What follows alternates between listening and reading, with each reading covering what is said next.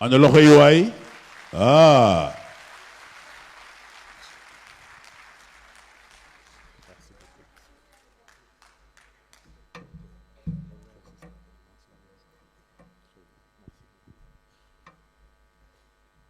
Excellences, Monsieur le Président de la République, Monsieur le Premier ministre, chers collègues membres du gouvernement, Madame le haut représentant du Président de la République, chers collègues membres du gouvernement, chers représentants du corps diplomatique, Mesdames, Messieurs les maires et présidents de conseil, chers acteurs des territoires, chers invités, merci beaucoup pour votre présence et votre engagement. Excellence, ma présentation a comme objectif de mettre en lumière les points essentiels de convergence que nous avons pu stabiliser au cours des concertations. Ces points nous permettent aujourd'hui de parler d'un consensus des territoires pour le développement, car effectivement, la décentralisation et la territorialité sont des instruments de localisation et de territorialisation de l'agenda national de transformation. Ces deux grandes réformes ont ainsi comme objectif de s'arrimer à l'agenda, non seulement dans un objectif de développement économique, mais dans un objectif de développement local et de développement territorial. Excellences, voilà pourquoi ma présentation portera sur deux premiers points qui feront le focus sur les points essentiels qui ont été discutés lors de la concertation concernant l'acte 4. Les deux autres points parleront des pôles territoires et nous finirons par une présentation qui va démontrer de l'articulation de ces deux grandes réformes dans un objectif de pouvoir permettre à l'État du Sénégal d'atteindre son objectif de développement économique au service de nos concitoyens. On a eu énormément de défis, car quand on veut réformer la décentralisation, quand on veut innover avec les pôles territoires, il est nécessaire d'être dans la co-construction, impliquer l'ensemble des acteurs. Je voudrais ainsi, si vous me permettez, remercier l'ensemble des acteurs, des Badianougor jusqu'au chef de quartier, des adjoints au maire, des maires, des présidents de conseil, tous ceux qui ont participé aux travaux et qui nous ont permis de pouvoir aborder énormément de points qui nous ont permis de pouvoir avancer. Excellences, ces trois défis, les défis d'identifier les limites de l'acte 3 et de pouvoir identifier les innovations de l'acte 4, les défis de pouvoir faire des pôles territoires, des moteurs de croissance et de développement et le défi de la co-construction a pu être relevé. Et c'est ce qu'il nous faut aujourd'hui, ces points de convergence qui constituent le consensus des territoires. Et aujourd'hui, après votre discours, nous allons pouvoir finaliser et toujours dans un esprit de collaboration, proposer les textes finaux pour notre réforme. Le diagnostic, je ne serai pas très long sur ce point. Comme vous le savez, aujourd'hui, il y a une concentration. Très bien. Comme vous le savez, aujourd'hui, les populations sont concentrées à un niveau de 47% entre Dakar, Thiès et Diourbel. Notre produit intérieur brut, à un niveau de 46%, est réalisé au niveau d'un seul pôle qui est le pôle de Dakar. Les 7 autres pôles se partagent les 60% restants et il y a des pôles qui ne dépassent pas les 10% de contribution du PIB. Cela implique des inégalités sur l'ensemble du territoire national en termes d'accès aux services, faible implication et faible impact des politiques publiques au niveau des populations. Du point de vue de la décentralisation, vous avez entendu les doléances de l'ensemble des acteurs, des contraintes administratives, une faible technicité, des ressources humaines qu'il nous faut renforcer, l'insuffisance des ressources, le chevauchement des compétences transférées et des potentialités économiques, surtout au niveau local, l'économie des quartiers, le développement local qui n'est pas valorisé comme il se devrait. Ainsi, l'acte 4 de la décentralisation et les concertations nous ont permis de nous focaliser sur les axes de cette réforme. Ensuite, de proposer des innovations majeures. Concernant les axes de réforme, Excellence, quand nous avons fait le tour du Sénégal et quand nous avons mobilisé les acteurs, voilà les 15 points techniques sur lesquels nous avons échangé, discuté et trouvé des consensus qui vont nous permettre d'améliorer considérablement notre politique de décentralisation. Comment faire de sorte que notre décentralisation puisse s'assurer d'une gouvernance de proximité? Comment corriger l'ensemble des incohérences territoriales? Comment faire de sorte que les compétences transférées puissent être adaptées aux enjeux et aux défis? Comment faire de sorte que dans chaque municipalité, dans chaque conseil de département, que nous puissions avoir les instruments de planification, résoudre de manière définitive le financement des collectivités, s'assurer que les municipalités contribuent au développement local à travers le contenu local. Comment organiser la coopération territoriale? Est-ce qu'on peut avoir une décentralisation sans réformer la fonction publique locale?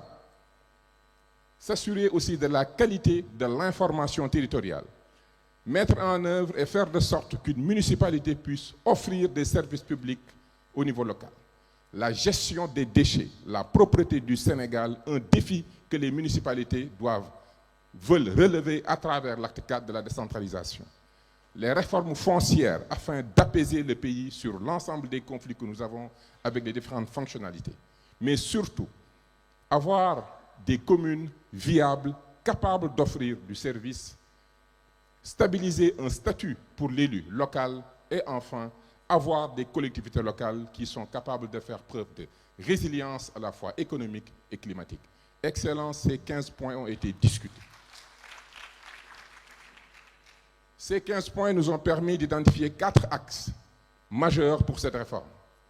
Il nous faut moderniser notre gouvernance locale et proposer une architecture territoriale conforme avec nos objectifs.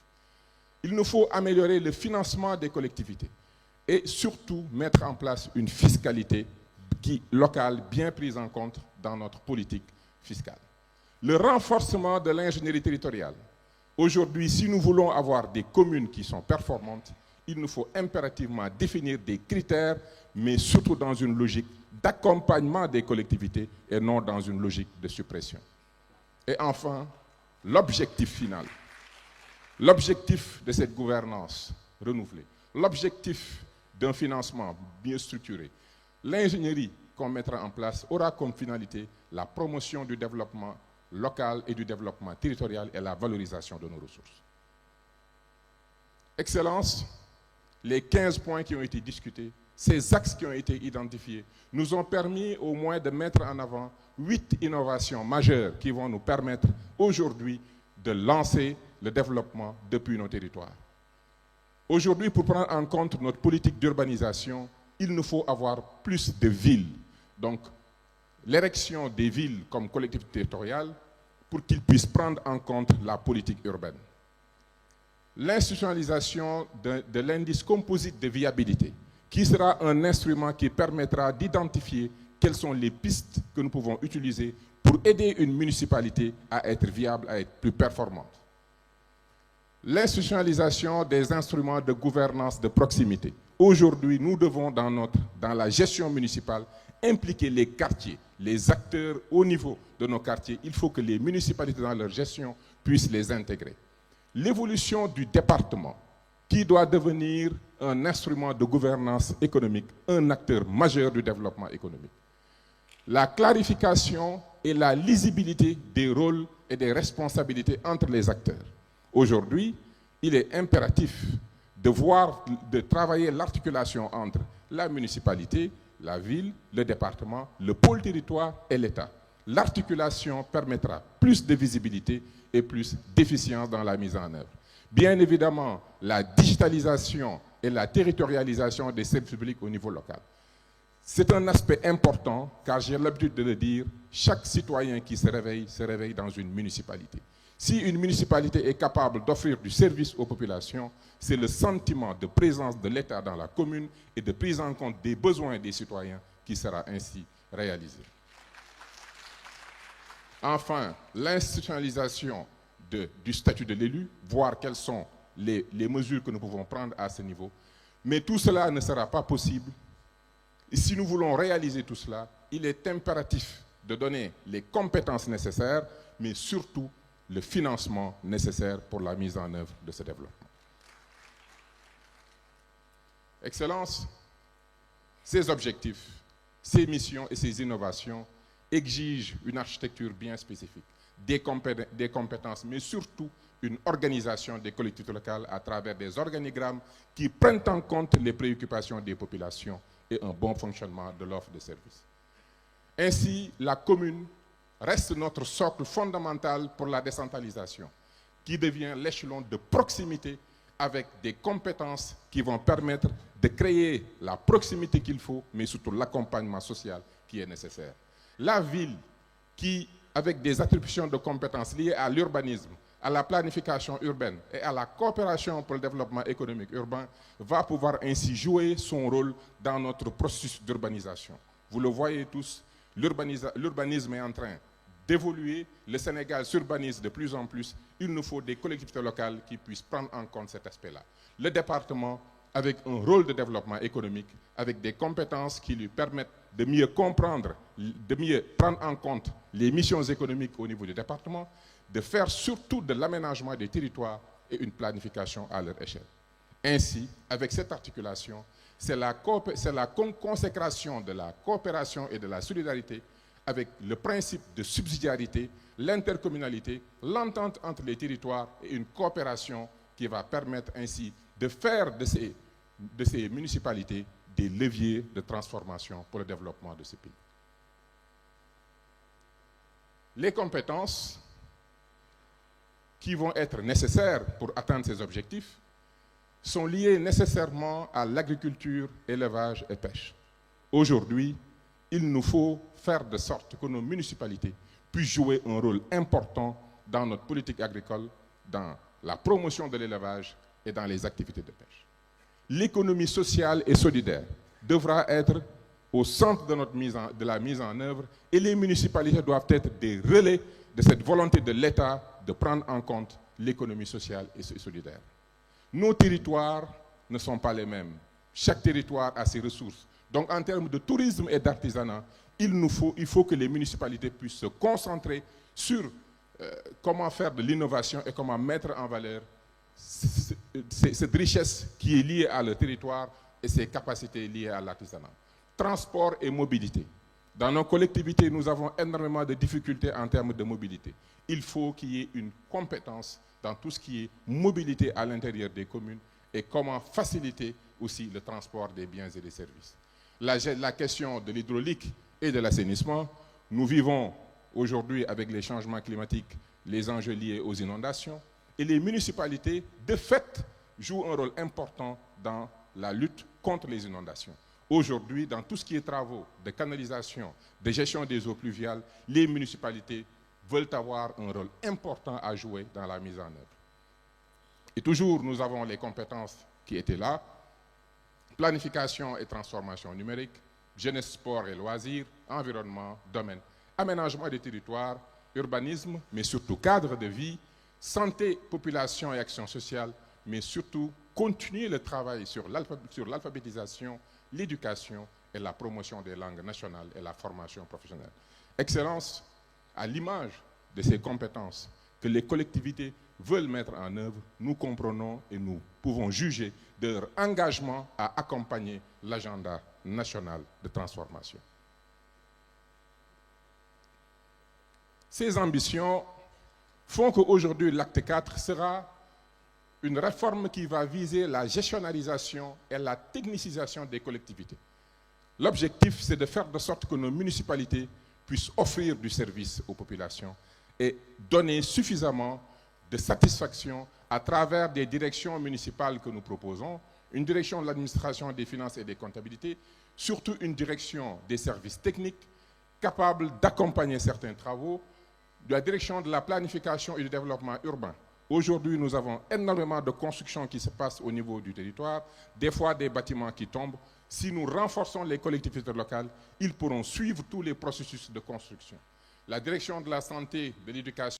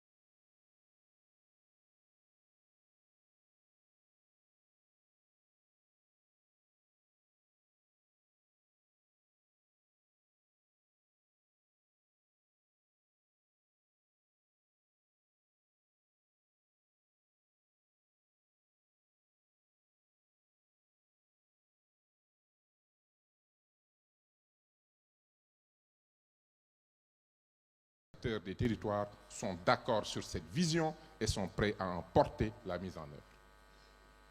La finalité stratégique, c'est rééquilibrer le développement national, accélérer la transformation économique, renforcer la cohésion territoriale et nationale, améliorer l'efficacité et l'impact des politiques publiques, construire une souveraineté économique fondée sur les territoires. Aujourd'hui, ce travail nous a permis, dans chaque pôle, de stabiliser la vision par pôle. Dakar, qui doit mettre en œuvre une politique métropolitaine autour du tourisme, d'affaires, de la formation et de l'innovation. Thiès, qui reste un hub logistique aéroportuaire. Diourbel-Louga, grande agglomération avec une capacité en termes de manufacture et d'industrie. Le Nord, grenier agricole du Sahel. Agropole Nord, tourisme et culture. Le Centre, avec une mission d'Agropole Centre, production céréalière entre Kaolack et l'écotourisme. Le Sud, grenier agricole, Agropole Sud, l'écotourisme, culture et plateforme logistique. Le Sud-Est, plateforme logistique et régionale d'écotourisme. Et le Nord, pôle industriel de phosphate, engrais, élevage et production intensive. L'ensemble de ces pôles, les concertations nous ont permis de pouvoir définir une vision sectorielle et de pouvoir leur permettre de développer une stratégie de développement territorial arrimée à l'agenda national de transformation. Le consensus que nous avons pu développer, c'est de faire des pôles territoires un levier économique structurant. Le pôle territoire comme établissement public, une référence territoriale avec un conseil de territoire qui implique les acteurs et les élus.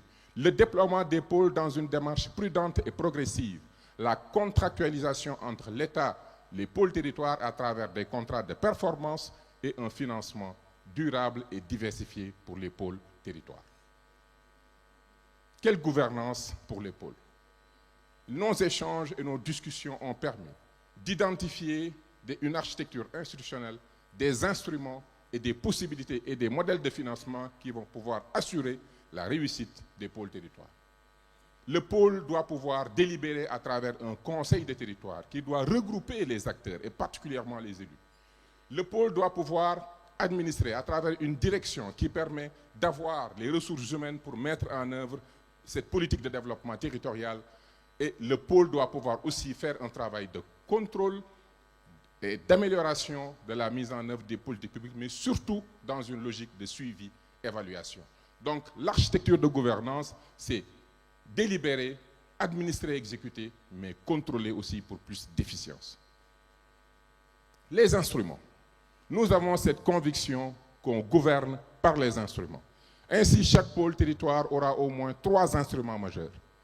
Parce que, et ça, je tiens à être très précis sur ce point, l'agenda national de transformation sera une réalité si dans chaque pôle territoire, nous avons une stratégie de développement territorial qui vise les mêmes objectifs que l'agenda, mais qui sont adaptés aux formes et aux forces de chaque pôle. Ainsi, le premier instrument des pôles territoires, c'est leur stratégie de développement qu'ils se doivent de mettre en œuvre. C'est l'outil opérationnel, c'est l'instrument de performance avec des cibles en termes de croissance économique et des projets structurants qui vont faire évoluer le niveau de contribution du PIB de chaque pôle dans le PIB national. Le schéma territorial d'aménagement, d'urbanisme et de développement qui permet d'avoir une vision stratégique dans chaque pôle et permet de structurer le territoire, d'en avoir une vision nationale durable et enfin une cartographie réglementaire des usages, des risques et des projections. Cet instrument de cartographie est d'une importance capitale. C'est l'utilisation de l'ensemble des données scientifiques possibles, allant de la nature des sols jusqu'aux zones de risque avec les potentialités, qui permettra à chaque pôle de disposer d'une cartographie qui va permettre d'identifier les zones agricoles, les zones économiques, les zones d'habitat, les zones à risque, le potentiel hydrique, mais surtout les terres agricoles que nous devons protéger. Enfin, nous ne pourrons pas réussir cette réforme si nous ne mettons pas un dispositif de financement.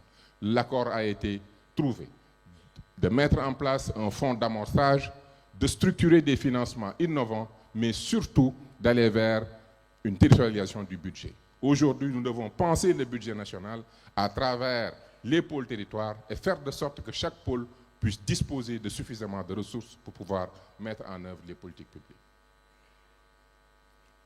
Quelle est l'articulation entre ces municipalités à travers l'acte 4, ces pôles territoires et l'État central?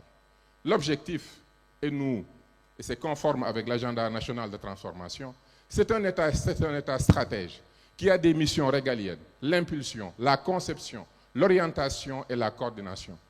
Mais c'est aussi un État qui travaille avec des pôles territoires, qui sont des espaces de conception et de production. Le portage stratégique de l'agenda, à travers l'identification des projets les plus importants dans chaque pôle, pour pouvoir porter la transformation du Sénégal depuis nos territoires.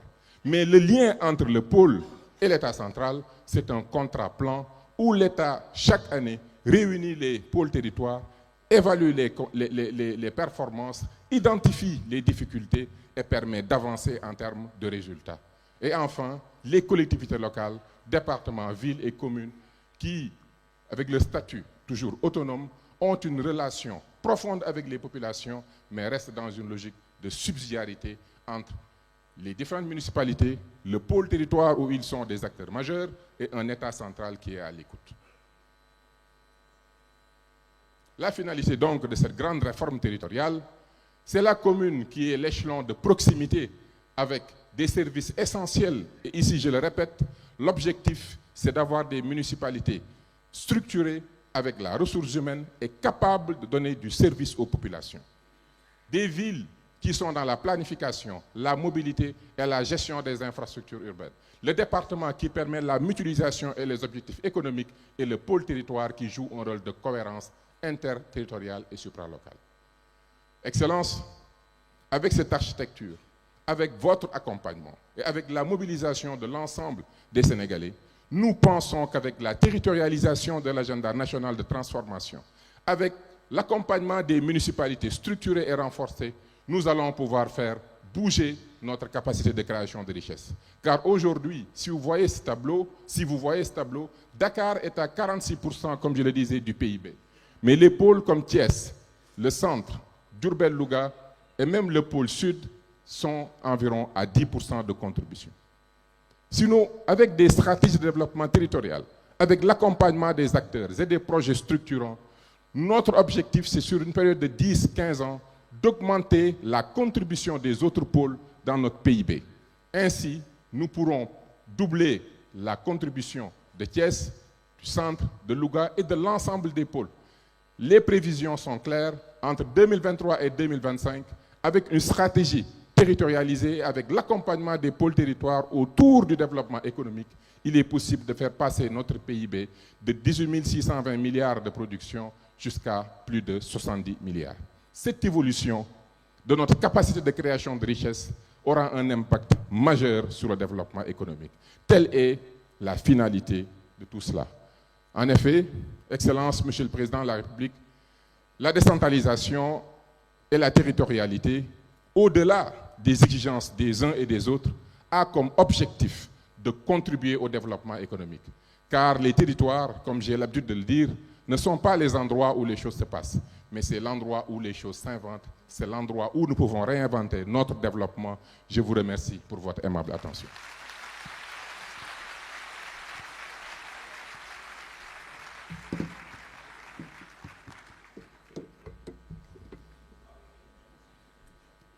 Voilà. Merci. Encore des applaudissements, mesdames, messieurs. Claire et précise présentation de Monsieur le ministre de l'Urbanisme. OK. Merci beaucoup. Nous allons maintenant laisser la place à un intermède toujours très agréable, celui des artistes, qui pendant un quart d'heure vont nous régaler.